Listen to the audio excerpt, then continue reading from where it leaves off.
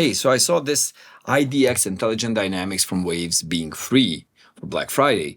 And I wanted to test it out and see what it is, because the way they say it on the website, it's like a magical compression that's going to do everything automatically and make sure that everything sounds fantastic, with a couple of knob turns, as you know, not usually, but with most plugins is advertised.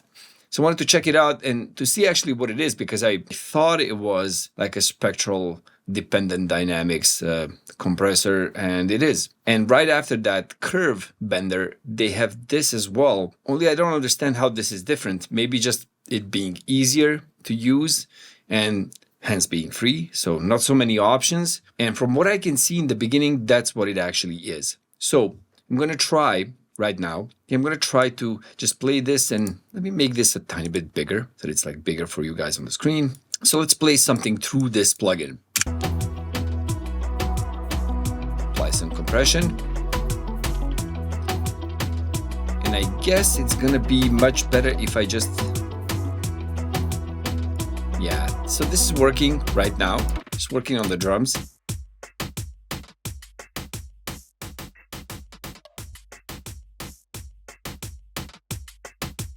Okay, so the speed definitely works. It does make them punchier. We have the hard and soft knee. We have the speed of the attack and release, which is just one knob movement. I think that's the easy part of it.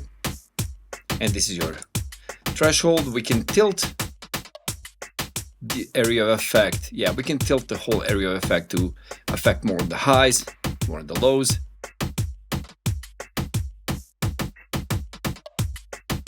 Okay, this is somehow more suited to the drums. Let me compare that to the dry. Yeah, it completely seems like the dry has no punch at all.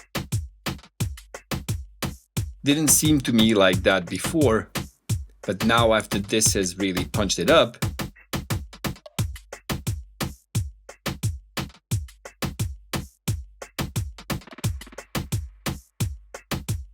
And we have a quick match right here. Nice, nice, nice.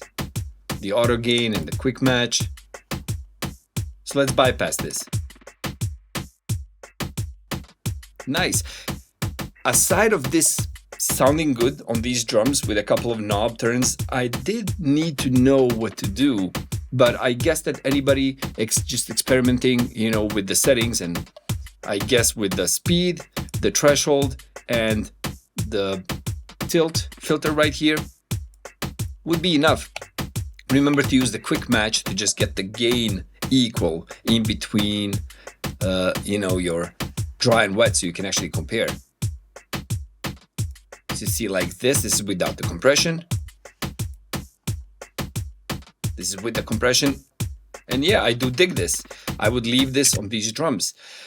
So let me try to copy an instance of this on, let's say, these percussions as well. Let's try it on the percussions and see what it sounds like on there.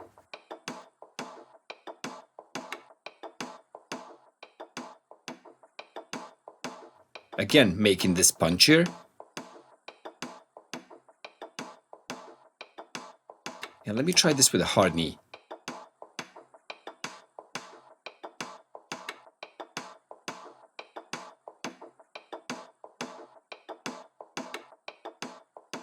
So one thing we're missing here, to be honest, is the delta. You can't hear what you're taking out, so only what's being gain reducted. You can get a little bit more surgical. You can use this point to affect a specific part of the spectrum a little bit more than the others.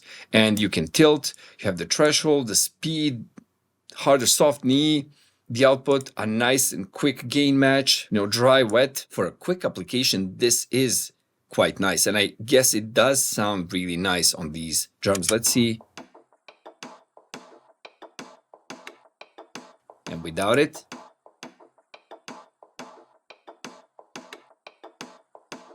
Okay, it does punch it up. Not everything needs to be super extreme. So I guess this is good. I'm going to leave it right there. I'll copy another instance onto the bass. Let's see what it's like on the bass right here.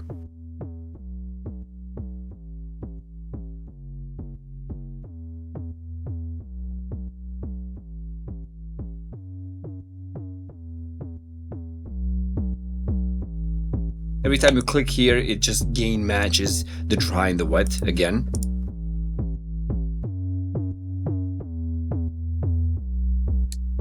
It's much more heavier when there's no compression, of course, because it's mostly pushing down on the sub frequencies, on the really lows. So let's try to even that out, like so.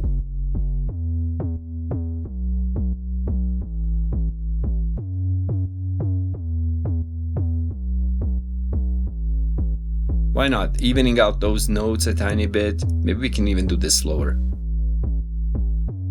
Or faster. Okay, now not so much. Okay, cool. Just keeping the space in check. Let me quick gain match. Let's check it out with and without it.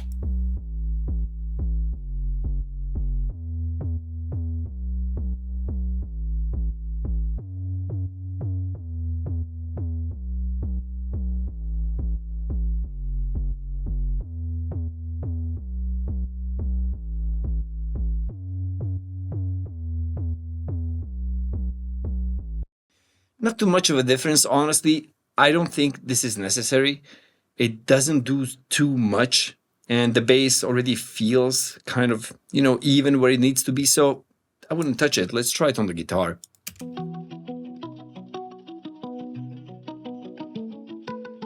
Like this, really fast.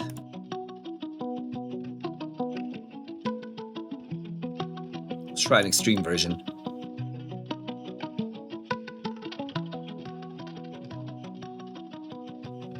Okay, quite destructive right here.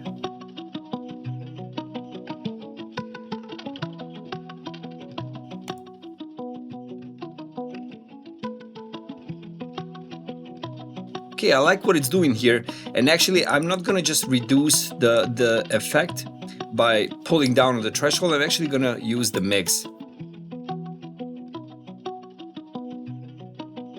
Gonna go half and half like this. So let's try the bypass.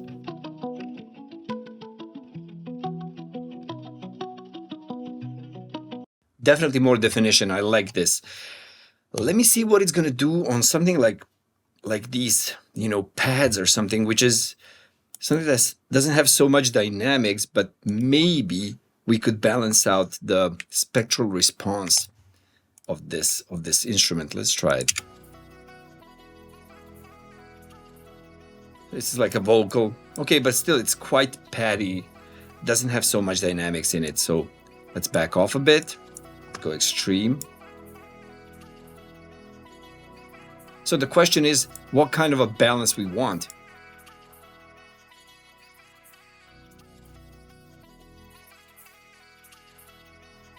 Somewhere in between, I'd say.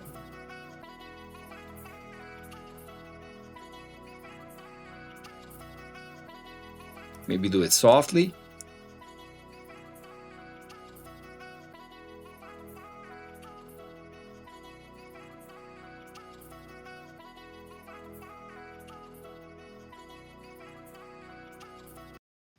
It's just making it more flat. Now, is that a good thing or not? Let's see in the context of the full mix. So I'm just gonna go ahead and map all the bypass buttons on these modules in Ableton to a single key on my keyboard, so I can just bypass and unbypass all of them at the same time.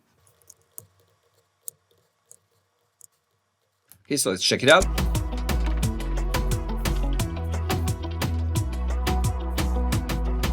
This is without it, everything bypassed.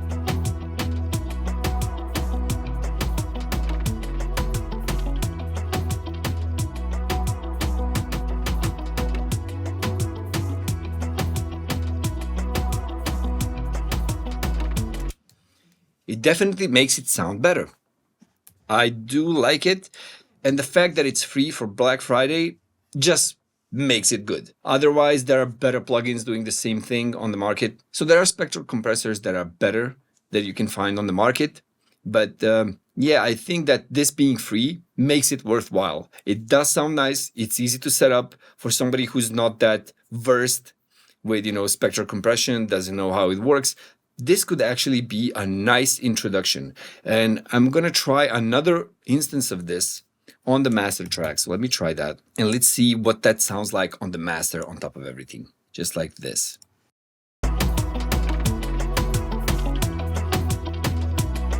Maybe with a hard, no, with a soft.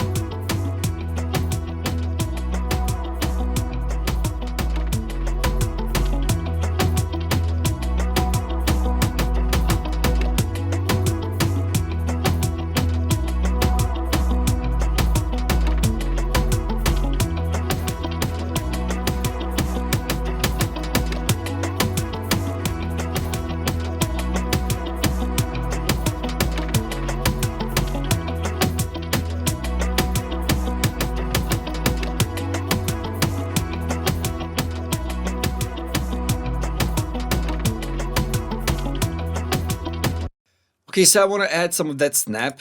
Let me see if I actually want to do small gain reduction or do I want to do hard gain reduction but parallel. So let's see what sounds better.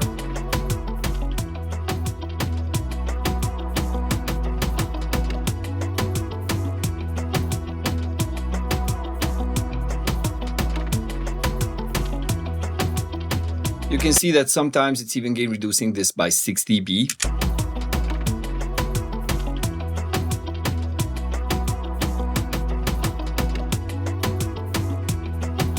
Okay, that's going to be our A setting. So let's copy that to B and then go to the B. And on this B setting, I'm just going to go back off and do a more extreme version of it. I'm going to do a mix. So let's compare these two.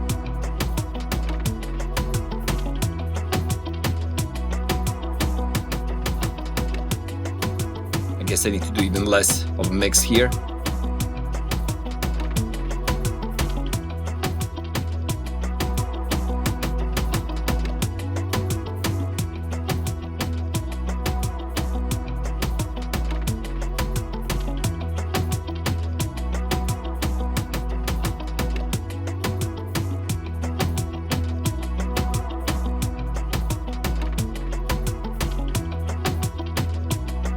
I like the one where I do less gain reduction better, even though I think I could set up this parallel one to sound more transparent. I like this better, so not gain reducing so much. And when I say so much, this is gain reducing a lot. So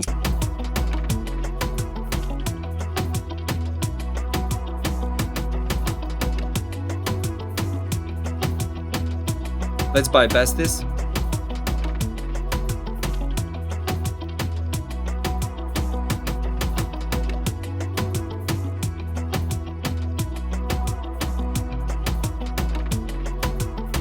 It's nice. It just controls it that tiny bit. So, well, my vote up. There are better plugins on the market, definitely. But this one, as an entry, as a free plugin, which it was during the Black Friday, it's not anymore. But as a plugin that a beginner could set up super easy without getting confused with all the additional controls, as let's say in Multispectral Dynamics or something else, this is a nice option. I like the way this works. It's easy to set up, it's easy to use. So yeah, sometimes the workflow, the speed of the workflow is more important than having a bunch of options that you might not need for every single occasion or every single use case. So yeah, this could be a really nice thing. And the attack and release setting with the speed, both of them on a single knob, I actually like the way it works. I like the way it sounds as well. So my vote up. As far as Spectral Dynamics goes, this is nice as long as it's cheap or free. And if you guys don't know what Spectral Dynamics is, I've done more videos on it in the past. You can check it out on the channel. If you want to learn more about music production in detail, you can check out the free course on mixingacademy.com. See you in the next video.